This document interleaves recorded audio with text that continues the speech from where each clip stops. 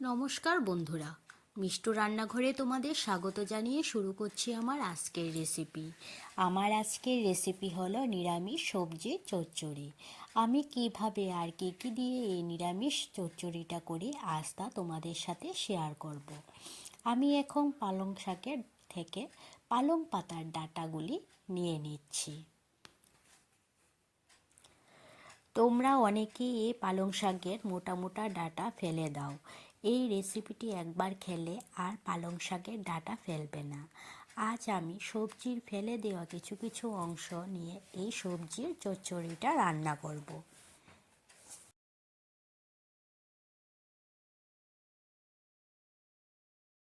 পালং শাকের ডাঁটাগুলি বাছা হয়ে গেছে।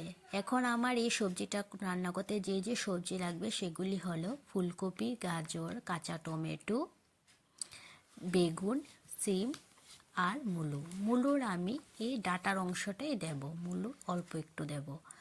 আর এখানে তো পালং শাকের ডাঁটা আছে। এখন আমি সবজিগুলি কেটে নেব। প্রথমে আমি মূলো কেটে নেব। মূলো কাটার সময় আমি এই মূলোর ডাঁটার অংশটা এটা কেটে নেব। আমরা অনেকেই এই জায়গাটা ফেলে দিই মূলোর থেকে কেটে। আমি এই অংশটি কেটে নিয়ে চচ্চড়িটার মধ্যে দেব আর মূলো অল্পখানি দেব।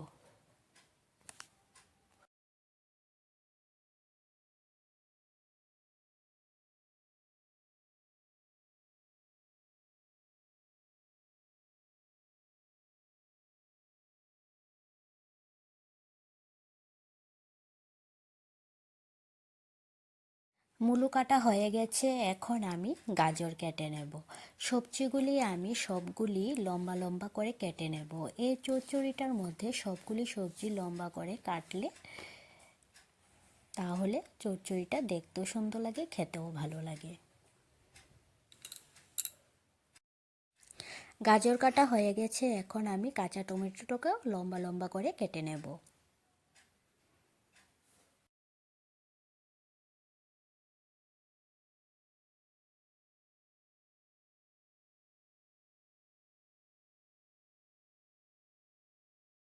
বেগুন কাটা হয়ে গেছে, এখন সিমটাকে আমি মাঝখানে লম্বা করে কেটে তারপর অর্ধেক করে নেব। এইভাবে লম্বা লম্বা করে সিমটাকেও আমি কেটে নিয়েছি। বেগুন আর সিম কাটা হয়ে গেছে, এখন আমি আলু কেটে নেব।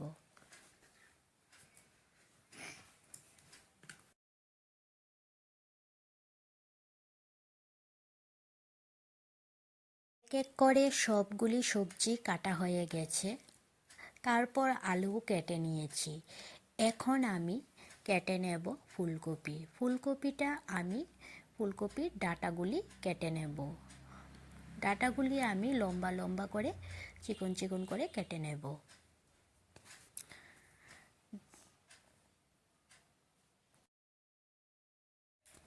ফুলকপির ডাঁটাগুলি আমার কাটা হয়ে গেছে, এখন আমি পালংয়ের ডাঁটাগুলিও কেটে নেব।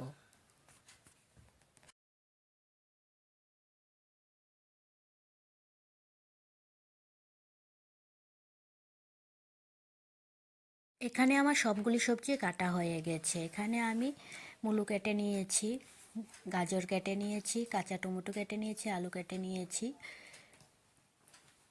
ফুলকপি কেটে নিয়েছি আর সিম আর বেগুন কেটে নিয়েছি।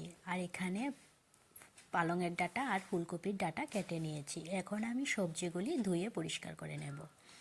সবজিগুলি আমার ধোয়া হয়ে গেছে, এখন আমি কড়াইতে তেল দিয়ে দিচ্ছি রান্নার জন্য।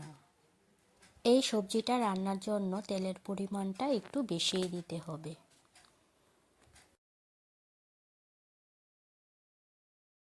তেল গরম হয়ে গেছে, ফোড়নে আমি দিয়ে দেব 3টে শুকনো লঙ্কা মাঝখানে চিড়ে দিয়ে দেব। শুকনো লঙ্কা দেয়া হয়ে গেছে, এখন দিয়ে দেব কালো জিরে।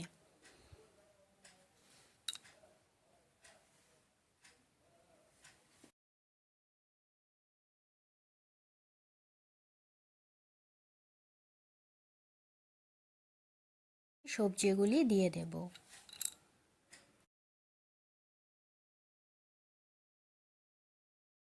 সবজিগুলি দেওয়া হয়ে গেছে। এখন আমি সবজিগুলি দেওয়ার পর হালকা নেড়ে চেড়ে দেব।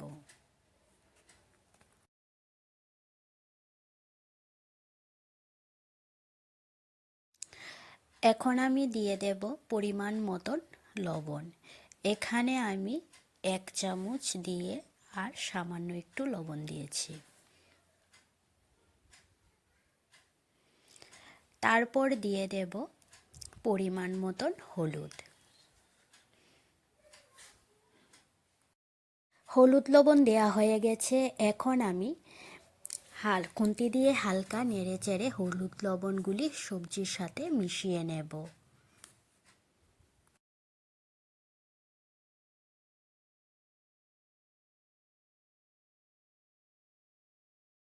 হলুদ লবণ দেওয়ার পর হালকা নেড়ে চেড়ে হলুদ লবণগুলি সবজির সাথে মেশানো হয়ে গেছে। এখন আমি 5-10 মিনিটের জন্য সবজিটাকে ঢাকা দিয়ে দেব। এই সবজিটার মধ্যে আমি মশলা দেব সর্ষে, কাঁচা লঙ্কা আর ধনেপাতা। এখন আমি সর্ষে, কাঁচা লঙ্কা, ধনেপাতা একসাথে বেটে নেব।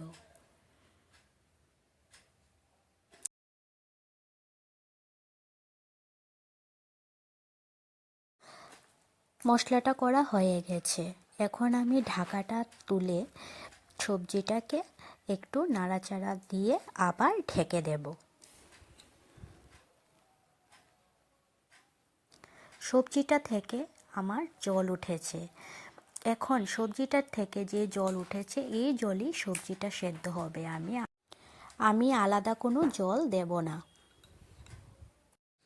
সবজি থেকে আমি ঢাকাটা তুলে নিয়েছি। এখন সবজিটাকে আমি আবার হালকা নেড়ে চেড়ে দেব। সবজিটার মধ্যে আমি আগে থেকে মশলা দেব না। সবজিটা যখন 80% মতন সেদ্ধ হয়ে যাবে তখন আমি মশলা দেব। এখন আমি সবজিটার মধ্যে 1.5 চামচ চিনি দিয়ে দিচ্ছি। তোমরা চাইলে মিষ্টিটা তোমাদের পছন্দ মতনই দিতে পারো। চিনিটা দিয়ে আবার নেড়ে দেব যাতে চিনিটা সবজির সাথে মিশে যায়। চিনি আগে দেওয়ার কারণ হলো সবজিটা ভালোভাবে সেদ্ধ হয়ে মিশমিশ হয়ে যাবে, আর এই সবজিটার মধ্যে সামান্য মিষ্টি না দিলে খেতেও স্বাদ লাগে না। এখন আমি আগে থেকে বেটে রাখা সর্ষে, কাঁচা লঙ্কা, ধনেপাতা বাটাটা দিয়ে দিচ্ছি। সর্ষে, কাঁচা লঙ্কা আর ধনেপাতা বাটা দেওয়ার পর আমি সবজির সাথে মশলাটা মিশিয়ে নেব। আমি সবজিটা 80% সেদ্ধ হওয়ার পর মশলাটা দিয়েছি। সবজির সাথে মশলাটা মেশানোর পর সবজির মধ্যে যে হালকা জল আছে তা শুকিয়ে নেব, আর সবজি আমি ভাজা ভাজা করে নেব। যখন দেখা যাবে যে সবজির জল শুকিয়ে তেল ছাড়ছে তখন সবজিটা নামিয়ে নেব। সবজিটা কিছুক্ষণ পর পর নেড়ে দিতে হবে আর খুন্তি দিয়ে ছড়িয়ে দিতে হবে, তাহলে সবজিটা ভালোভাবে ভাজা হবে।